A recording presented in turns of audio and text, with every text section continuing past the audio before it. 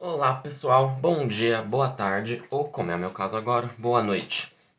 Nós vamos agora dar continuidade às nossas aulas de física. Na primeira aula, vimos como, na física, analisamos a natureza por meio de propriedades mensuráveis de seus fenômenos, propriedades que chamamos de grandezas. E nós vimos como essas grandezas podem ser classificadas entre escalares e vetoriais. Hoje, vamos começar falando sobre como o valor dessas grandezas pode variar dependendo de algo chamado ponto de referência. Para isso, eu tentei representar aqui um cenário. Nós temos aqui, em azul dos dois lados, plataformas, de verde, dois trens e de vermelho, três pessoas. E aqui os trens andando sobre os trilhos de preto. O que nós vamos tentar ver aqui hoje é qual que é a velocidade dessas três pessoas pelo ponto de referência de cada uma delas. Então, vamos começar aqui dando velocidades para os nossos trens. Eu vou chamar esse trem aqui da esquerda de trem 1. Ele vai estar andando nessa direção aqui para baixo do desenho. E esse trem aqui à direita eu vou chamar de trem 2, T2. E ele está indo nessa direção para cima do desenho. E eu vou dizer que a velocidade do trem 1 é igual a 50 km por hora. Enquanto que a velocidade do trem 2 é de 30 km por hora. E essa velocidade dos trens é em relação ao chão, à plataforma que está parada. Deixa eu só deixar isso aqui igual. Pronto. Agora, a pergunta que eu vou fazer é: qual a velocidade das pessoas? Eu não fiz uma coisa, né? Antes de começar, vamos numerar as pessoas. Essa aqui é a pessoa 1, essa aqui é a pessoa 2 e essa aqui é a pessoa 3. O que eu vou fazer agora é, adotando o ponto de referência da pessoa 1, qual as velocidades da pessoa 2 e da pessoa 3? Então, qual é a velocidade da pessoa 2 em relação à pessoa 1 e qual a velocidade da pessoa 3 em relação à pessoa 1? No caso da pessoa 2, nós temos que ela está andando a 50 km por hora dentro do trem. E esse trem tem essa velocidade em relação à plataforma que está parada. E a pessoa 1 está parada na plataforma.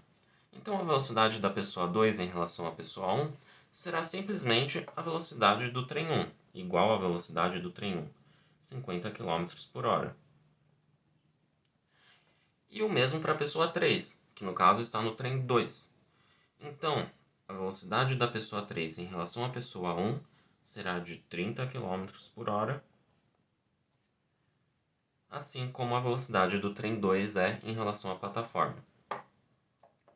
Agora, se mudarmos o ponto de referência e colocarmos ele em cima da pessoa 2 e fizermos as mesmas perguntas. Qual que é a velocidade da pessoa 1 em relação à pessoa 2?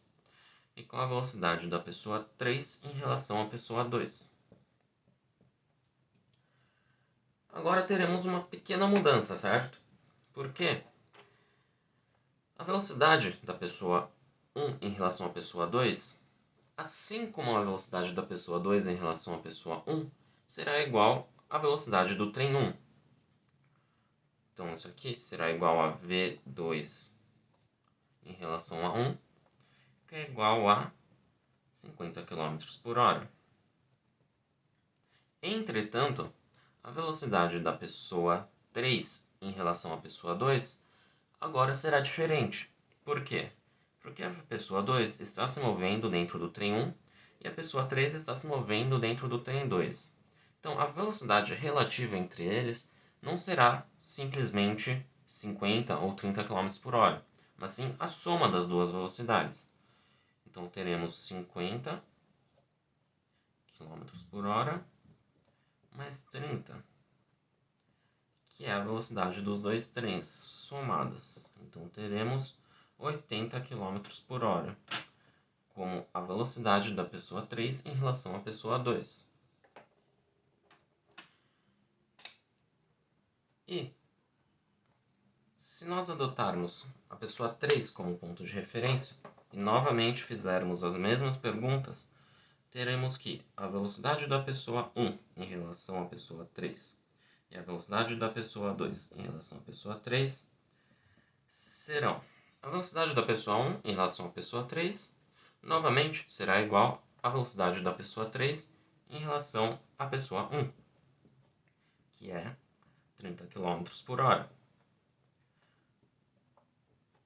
Enquanto que a velocidade da pessoa 2 em relação à pessoa 3, novamente será a velocidade relativa entre 2 e 3, que é a soma das velocidades dos trens.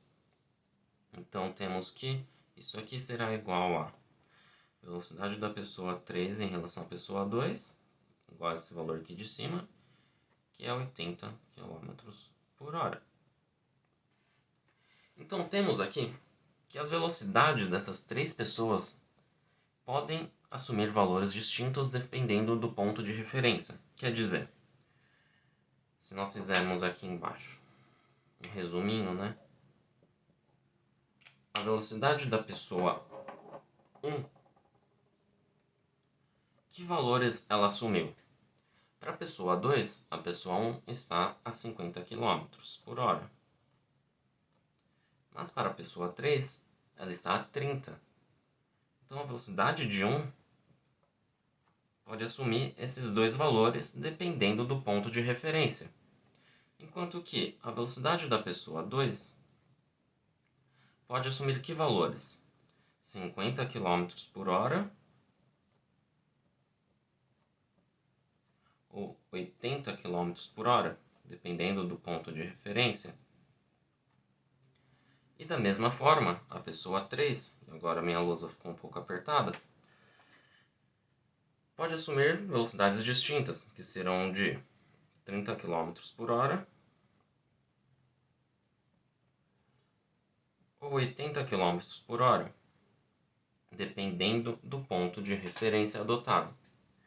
Então vemos aqui como que essas grandezas, no caso essa grandeza, a velocidade, pode assumir valores distintos dependendo do ponto de referência. Então a velocidade de 1 pode assumir valores distintos dependendo de quem está observando 1. Qual que é o ponto de referência que está observando 1.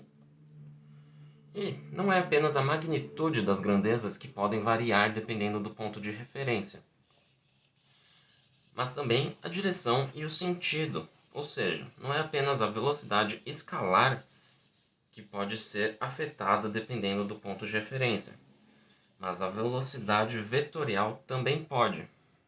E para usar como exemplo, eu vou colocar aqui uma pessoa 5 parada na plataforma do outro lado. No início do vídeo eu acho que eu não falei, mas eu estou assumindo aqui desde o início que pessoa 1, pessoa 2, pessoa 3, pessoa 5, elas estão paradas, elas não estão andando, né? Então, a pessoa 1 está parada na plataforma, a pessoa 2 está parada no trem 1 e a pessoa 3 está parada no trem 2. Enquanto que a pessoa 5 agora está parada na plataforma também.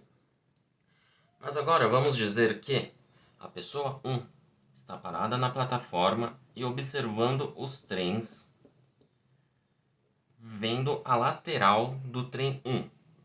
Enquanto que a pessoa 5 está parada na plataforma e observando os trens, vendo a lateral aqui do trem 2. O que eu quis representar aqui é que a pessoa 1 está de frente para os trens, enquanto que a pessoa 5 também está de frente para os trens. E a pergunta que eu vou fazer agora é: para a pessoa 1, qual que é a velocidade das pessoas 2 e 3? Novamente, como nós acabamos de fazer. A velocidade da pessoa 2 será 50 km por hora. Mas agora, além da magnitude, eu vou perguntar também qual que é a direção e o sentido desse movimento. Quero saber da velocidade vetorial agora. Então é 50 km por hora, é numa direção horizontal na frente da pessoa, né? Eu vou omitir essa informação porque não vai fazer muita diferença para a gente agora. Vou simplesmente dizer que é 50 km por hora para a direita. Então eu estou imaginando que essa pessoa está em pé na plataforma, vendo o trem se movimentar para a direita. Enquanto que a pessoa 3, em relação à pessoa 1, tem uma velocidade de 30 km por hora. Opa.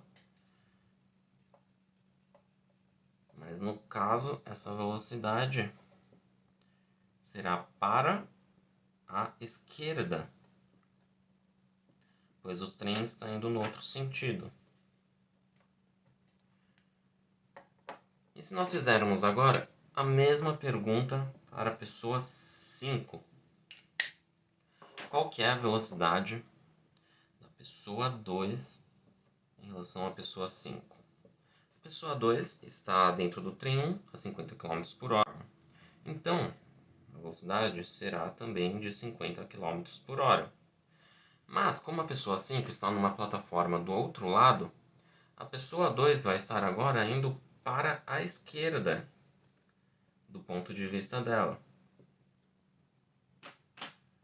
Enquanto que a pessoa 3 estará a 30 km por hora para a direita. Quer dizer, nesse caso, as velocidades de 2 assumiram o mesmo valor nos dois casos. Então, V2, nos dois casos, sempre teve uma magnitude de 50 km por hora. O que mudou agora foi o sentido desse movimento, né? Então, em um caso, ele foi para a direita, e no outro, ele foi para a esquerda. Enquanto que a velocidade de 3, nos dois casos assumiu o valor de 30 km por hora, mas foi para a direita, ou só para fazer na mesma ordem, né? Foi para a esquerda ou para a direita. Então, o sentido do movimento mudou dependendo do ponto de vista. Isso mostra para a gente como não apenas a velocidade escalar, mas a velocidade vetorial pode ter seu valor alterado dependendo do ponto de referência. E com essa noção de pontos de referência, a gente vai começar o nosso estudo sobre movimento unidimensional.